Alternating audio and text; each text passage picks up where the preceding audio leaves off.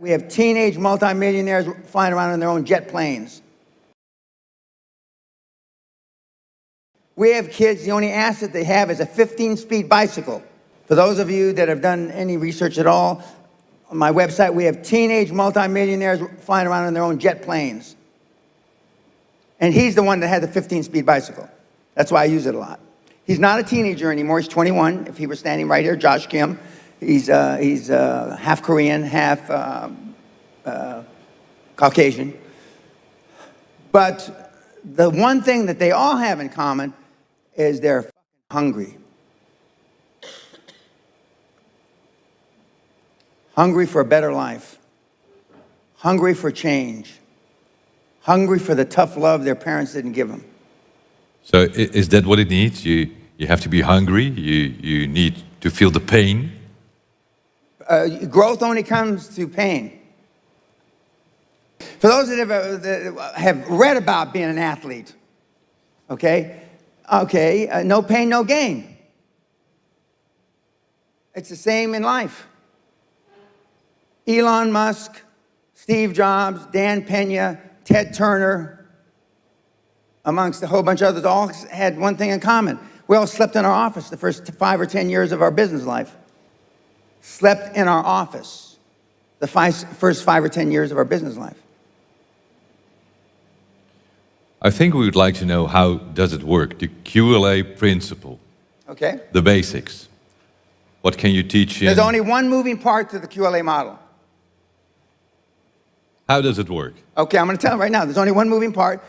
But since it's only got one moving part, I'm giving you the benefit of the doubt that you can get this. Motivated seller. Now, I know it's not politically correct to talk about having sex with 1,000 partners anymore. But rock stars got nothing on Dan Pena. I got more ass than a toilet seat at a fucking bus station. And I was proud of it. How? Because I asked. The squeaky wheel gets the grease. And you've been taught all your life not to ask. To politically fit in. So the one moving part is a motivated seller. Now let's say that this table are all in IT. This table is in manufacturing. This table is in medical services. And this table is in construction. Of these 5 tables, or 5 industries I just mentioned, you're looking for a seller that is between 55 and 70. He has no line of succession, meaning he has nobody to leave the business to. Because most children today don't want to have anything to do with their parents' business. There's no succession planning. So there's got a guy, 68 years old, he's been in the business 35 years, he's built up a construction company to 5 million euros a year. He makes let's make it even numbers, €1 million a year out of 5 million, which would be a great business, that'd be 20%. What's he gonna do when he drops dead? He's gonna drop dead, right? And who's he gonna leave the business to? The hag he calls his wife. And what is she gonna do with the business? All nothing. She's hoping she dies before him, so she doesn't have to be stuck with the business.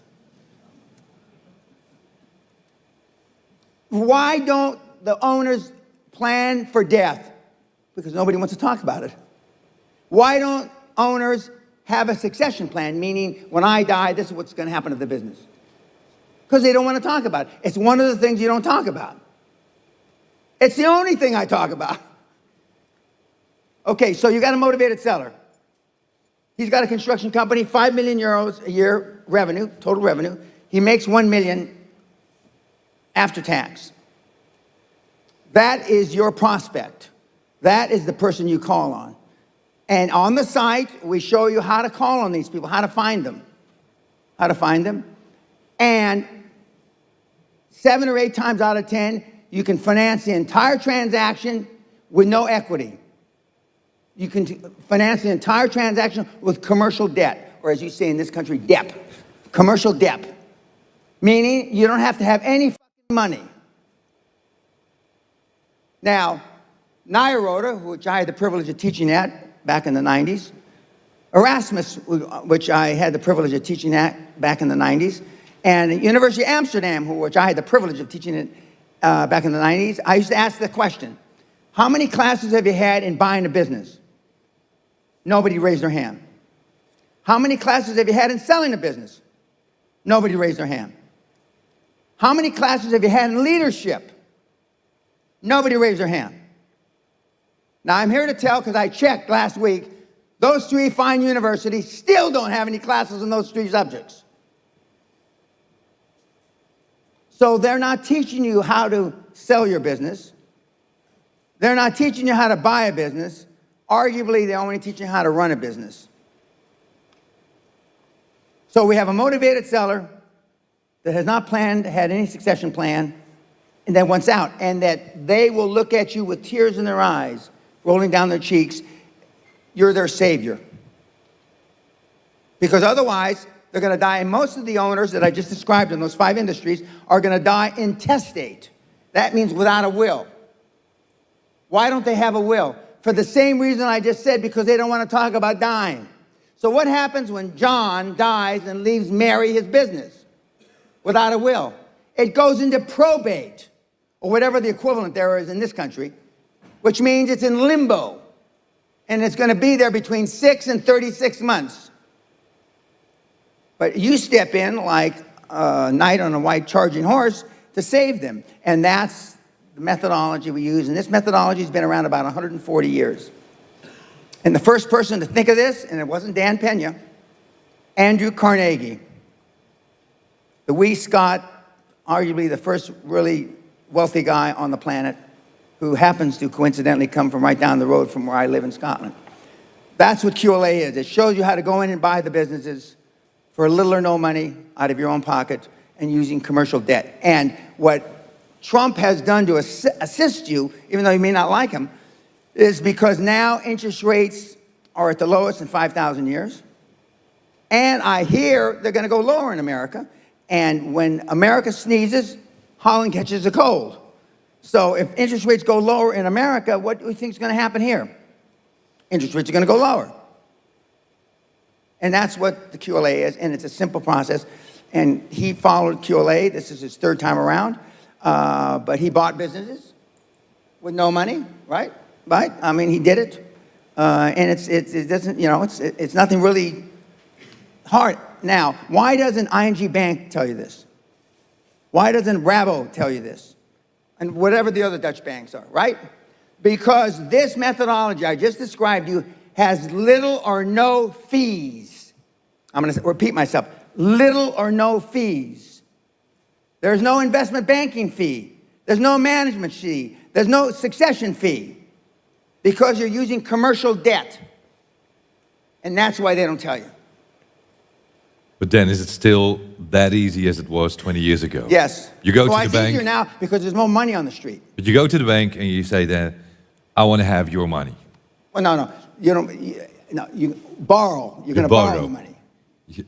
Just like you did. Yeah, but that was 20 years ago, other time. And what I did what he told me, and I didn't know better. So I went in, ING Bank, I asked for $500,000 and went out with the money. Because you told me you're not going to leave without the money. You don't leave without the money, or a check, or a wire transfer. You sit there and until they're embarrassed. You go in when the fucking bank opens up, 9 o'clock you open, 10, and you don't leave the goddamn place until you got money in your pocket. I mean, literally. Now, see, most of you wouldn't do that because you'd be embarrassed. And it's still that it's better to go to a new bank? Oh, yeah. A new office? When a new ING branch opens up in wherever, okay, there's 3 things that you know for sure. Number 1, they've done a lot of marketing surveys that they need a branch there. Number 2, the bank branch has a lot of money, ING Bank. And number 3, they have no customers. That new branch does not have one customer when it opens up the first day on a Monday morning. Except for you, because you're going to be the first one in the door. I used to go around in my limousine. I'd go from branch to branch to branch. Boss, wake up, we're here. And I mean, I go through the same bullshit, the same pitch, which are all on my site free. And I wouldn't leave without it. And we give you a script. What is your legal lending limit? What's your personal lending limit? The bank officer. You probably don't even know, if you've ever dealt with a bank, what the legal lending limit of the bank is. You probably don't even know what the banker's legal lending limit. And the banker will say, well, I can sign for $50,000. You personally can sign for $50,000. What a lucky day for the two of us. All I need is $49,500. What a lucky day. And we have kids doing this in the Netherlands today. So even since all the rules in the financial system has changed, you say it's still easy. And the reason why it's easier, because from 20 years ago, there's probably 100 times more cash trying to get out of the bank doors into our pockets now than when you did it 20 years ago. For every dollar, for every euro you put in a bank, they lend out between 20 and 40 euros for every euro you put in, depending on the structure, depending on the balance sheet of the bank. So for every 1,000 euros you deposit, they can lend out between 20,000 and 40,000 euros. And when I was here teaching in the late 90s, I had a speech. It was called Holland is Not Heaven. And I was a member of the Amstel Club.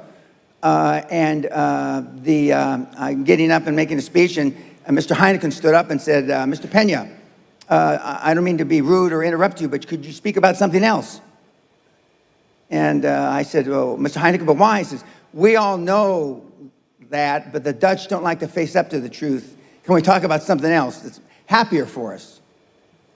And so then the then chairman of ING Bank stood up and said, well, Mr. Pena, let's talk about prostitution. We all understand that.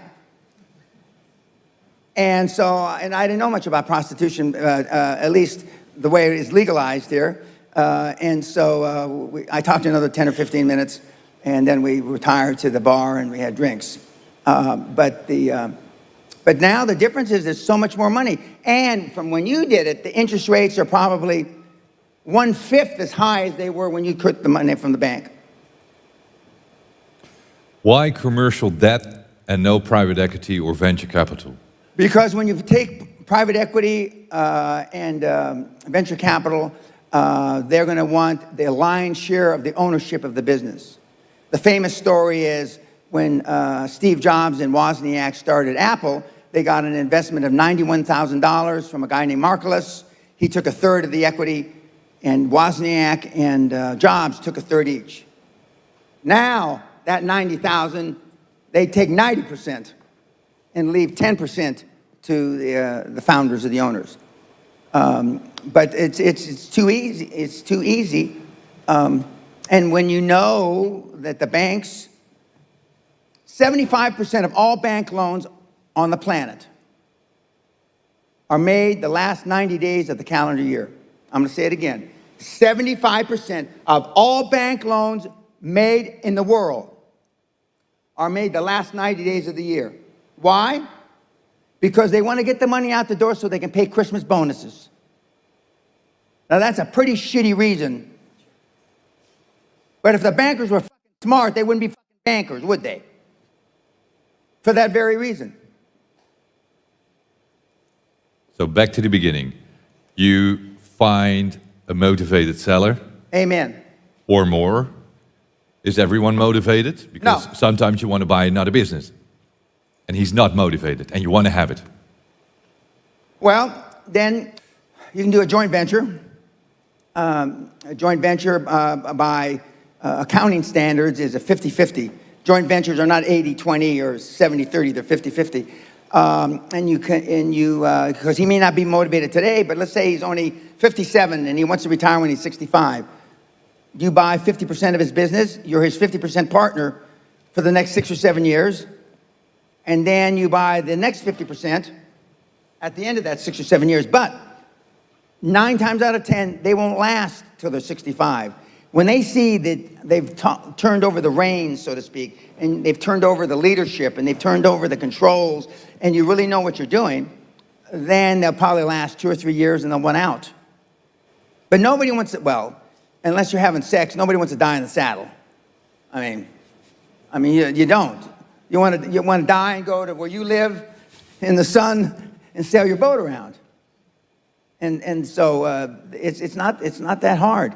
But they're not going to call you. So if you're waiting for the motivated sellers to knock on your door, which most of you will, not just this group, any group I speak before, you know, they're not going to knock on your door. Just that doesn't happen.